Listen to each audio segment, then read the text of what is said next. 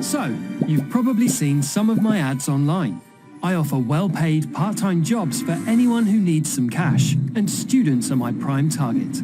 Here's how it works. You give me your bank account details and I use them to process payments or to clear money transfers.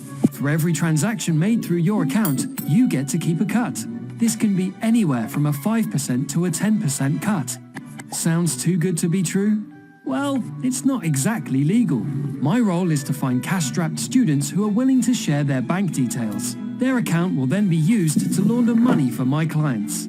I offer my services to clients who want to stay under the radar. They make their money from various criminal schemes. They don't want the authorities to know about the source of their income, so that's where I come in. You see, I hire what we like to call money mules. I pass my clients' money through your legitimate bank account, so it's harder to trace back to the original source.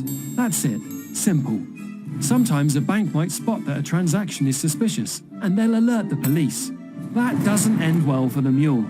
They can get blacklisted from having a bank account, or they can even face jail time, even if they didn't know what they were doing was illegal. If an offer seems too good to be true, it probably is. Banks are obliged to report suspicious account activity to the authorities. Even if you didn't know you were involved in criminal activity, you could still be charged with aiding and abetting or fraud and face jail time.